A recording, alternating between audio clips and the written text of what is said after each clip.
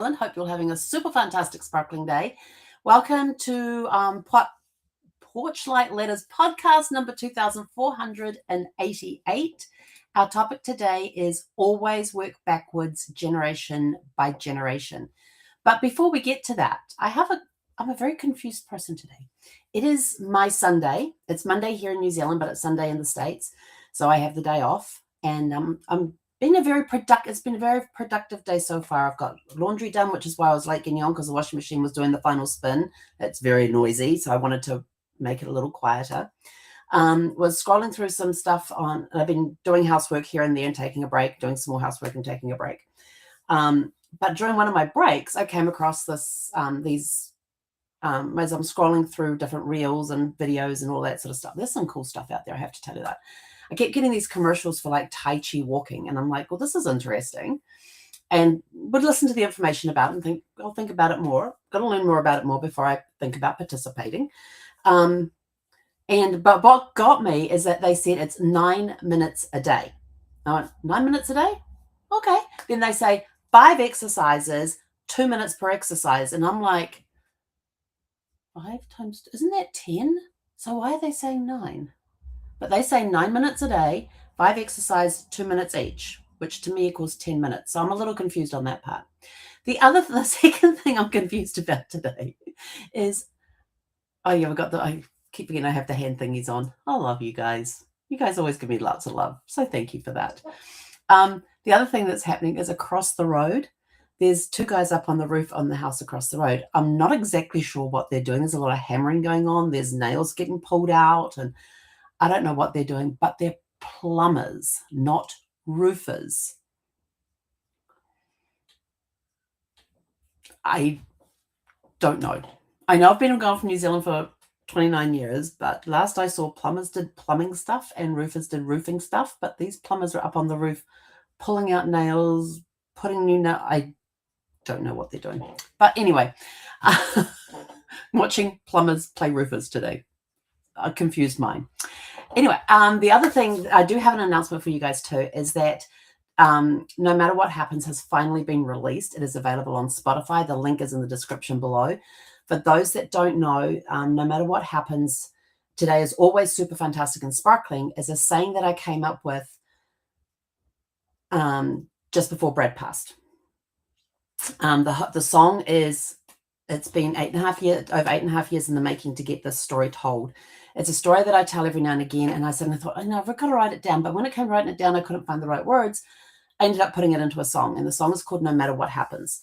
And the whole video is just the photograph of that whiteboard after I had written it. I took a photograph of it. Actually, I took a photograph like a day later after Brad had passed. But it was taken, we did this, the story in the song takes place in the 14 hours from before Brad passed through to his passing to just after he passed, to after his body had been taken out of the house, because he always wanted to die at home. And so he got to pass at home. And so that song takes place the 14-hour time period from when I changed the whiteboard to No Matter What Happens Today is always super fantastic and sparkling. And that was the first time I had ever said that entire quote. So that was created on the spot when I was changing the board. And then it goes all the way through to after his body had been taken by the undertakers. So that song is now out on Spotify. It is a very personal song. It was very emotional. It still is. I don't know how many times I have listened to it. I've lost count, but it gets me every time. And for some reason, yesterday, when I was doing a post about it, it suddenly hit me that this song is really out there now. And it's not just for my ears only, it's for everybody's ears to hear. And I think those that have had a loved one pass are going to relate to a lot of the words that are in this song. So for me, it was a very healing thing to do, but there was a lot of sparkles of love. And those that don't know what sparkles of love are, they are tears. So there's lots of sparkle of love flowing yesterday as I was typing up the post for Facebook and also LinkedIn, and I haven't done Instagram yet, but it'll be going up there as well.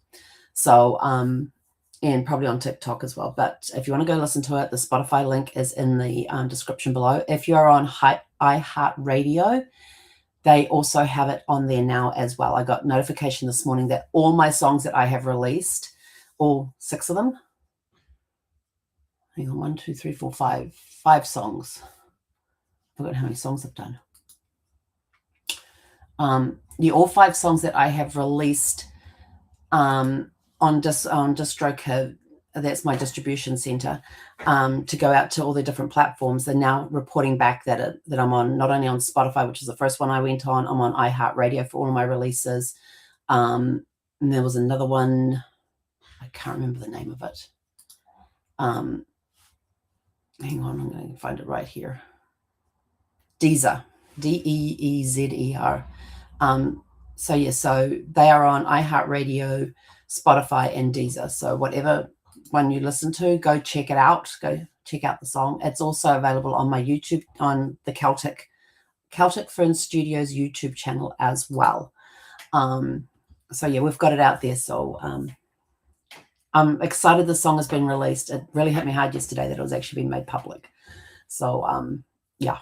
Anyway, enough of the announcements. Now on to today's topic. Always work backwards.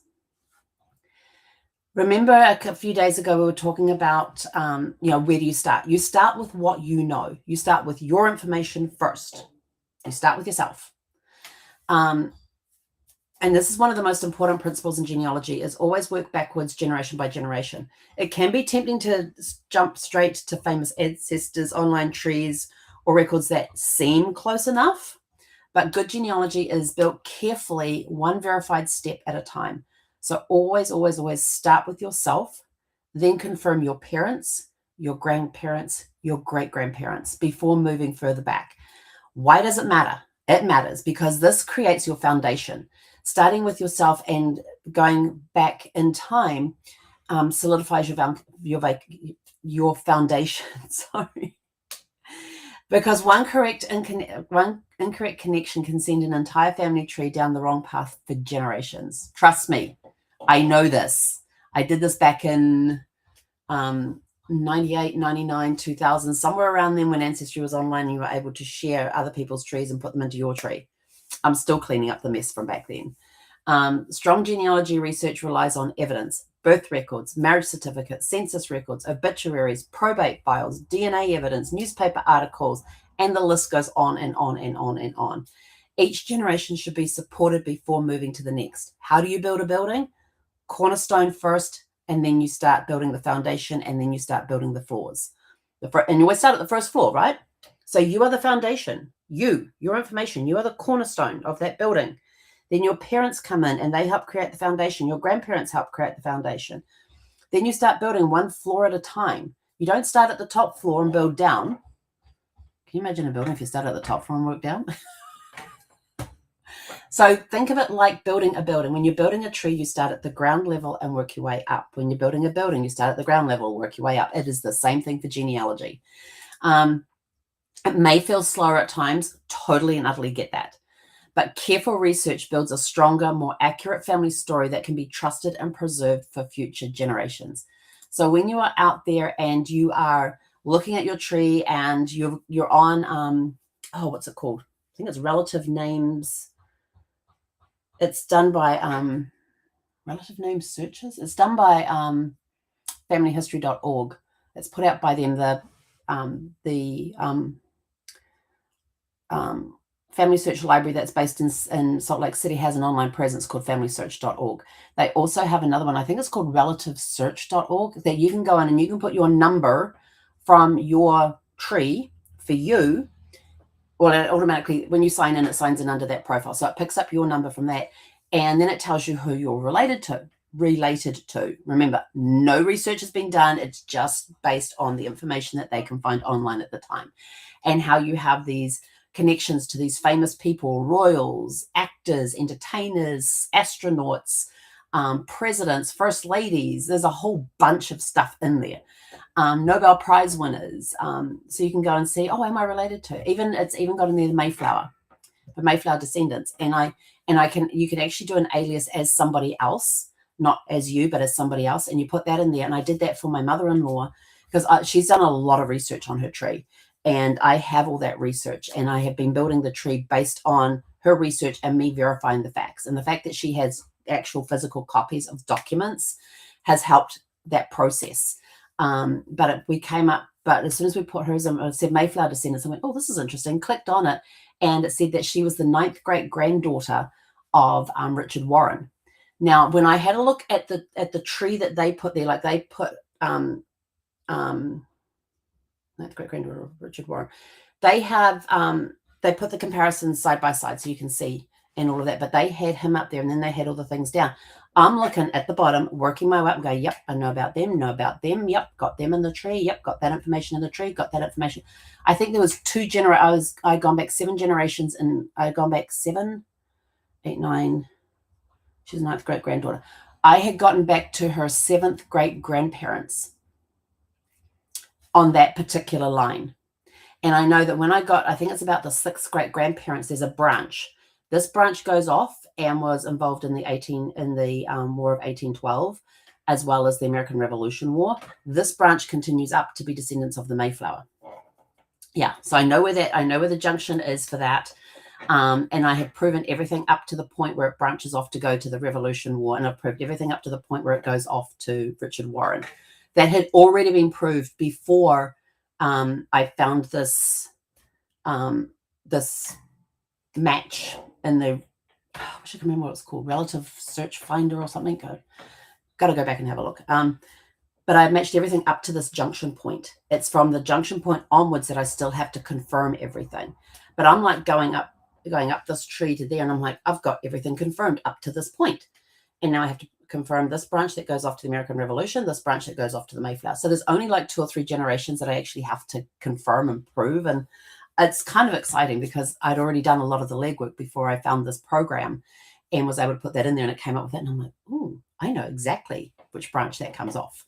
So I'm kind of excited to finish the verification of that. But I'm pretty sure that, I've got everything right up to a point, and then it's at that point that everything beyond that still has to be verified and proven. So I'm kind of excited about that. And I've been telling my nieces and nephews about that connection, and they're all excited. But we then found out, as I'm doing the research, that it's not just Richard Warren on the Mayflower she is related to. She is the 9th great granddaughter of Richard Warren. There is another person on the Mayflower that she is also related to through another branch that branches off at that same junction point. Another branch branches off and goes up to another. But she's not as a granddaughter. She's as a grandniece, I think it is, if I remember correctly. So I'm sort of like, oh, now I have another branch I have to go and investigate as well. So it's kind of exciting when you get to those points and you find something and you kind of want to jump in and go and do it, but no. And you've got to do the research. You have to start at the bottom and work your way up. You can't build a building from the top floor down. It's not possible. It's the same with genealogy. You have to put that foundation in there and build from the bottom up. You can't turn around and go, oh, Richard Warren, let's go find the connections and work your way down. Yeah, no, that don't work. I'm sorry, that just doesn't work. But it also helps, and I'm trying to find an online copy of it. They've got the Mayflower Society has these books called the Silver Books, and these Silver Books have 25 generations. 25. No, the first 5 generations of the families that came to the US on the Mayflower has 5 generations. And so I'm trying to get hold of a copy that has Richard Warren in there so I can go and trace and see what's in this book, because I have everything confirmed up to a point, and then it's just that point to the little bit. So I'm kind of exciting about that. So we're still researching that one, but pretty sure that we have the correct information. We just have to verify it. So I'm about 98% sure on everything. Just got to confirm those last little pieces, and then we're in there. But in fact, I think, no, I'd have to go back and have a look because I don't think it's in that book. If you can see behind me, there is a book right here. This one here is called The Great Migration, and it's the Great Migration newsletter, and it's volumes 1 through 25, and that came from the Mayflower Society. I purchased it from there, so I'm still reading through it. It's a very interesting newsletters and stuff. But anyway, so that's it from me for today. Remember, when you're building your family tree, always, always, always work from what you know, which is yourself first, your parents, your grandparents, your great-grandparents, and just build generation by generation. Yes, it is going to be a slow process. Totally get that. Totally get that. It's been all the information that I have and all the information that I have received from helping my mum with her research and taking that information, putting it into the tree, and then going through and verifying everything. So all the family tree information that I've been given over the years, like my mum gave me all the research that she had done and I put it into a digital family tree. I still am verifying that information. Yeah. Ancestry's been around for, I don't know. All I know is that I have been a member for over 25 years, I think it tells me. Hang on. Your profile. Let's go to my profile.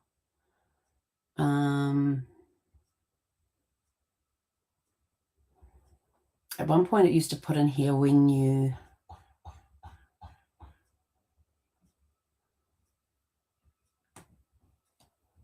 It used to have in here when I started with Ancestry. It doesn't have it now.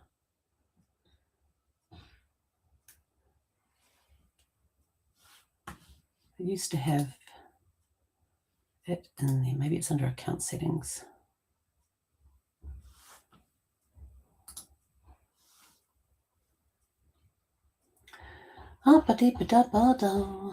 View public profile. That's what I want to see. What's my public profile say?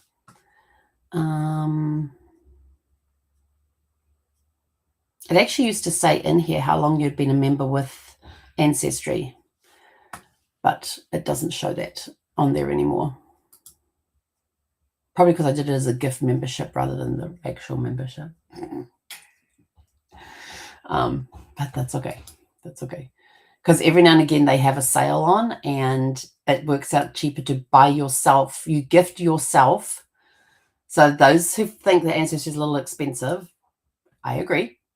But there's times that you can do things like they have sales on every now and again, and usually towards the end of the year they'll put a sale on. Go and buy yourself a gift certificate for an annual membership and you get a certain discount off. So I haven't paid full price for a long time because every year I go and put in a gift certificate, and then I have to accept the gift certificate and then put the date in it that I want it to go active. And so I have it go active the day after my membership expires. So for the last few years, I go in it's either November or December, buy the gift membership for myself, and then go in to the gift membership and turn around and say, I want it to go active on this date, and it goes active on that date. And I never have any problems with missing any of my days of being able to research because I'm in Ancestry almost pretty much on a daily basis. Yeah. So anyway, remember, start from the ground up, work one generation at a time, verify the information to go. Some branches are going to move a little quicker than others. It's still a slow process. Remember, this is a marathon, not a sprint. Sometimes it'll feel like it is a sprint because the information is just literally falling into your laps because it's so easy to find. Other branches will take a little longer because there's a little more information to find and it's not so easily accessible. But that's okay. That's okay. If you want any help with all this, you can always come up here to book a discovery call. I'm trying to get my finger in the right place. Actually, going to go that way. There we go. Scan the QR code, book a 30-minute discovery call with us, and let's get you started. And with that, we are out of here. Go out, have a super fantastic, sparkling evening, and we'll catch you guys back here tomorrow evening.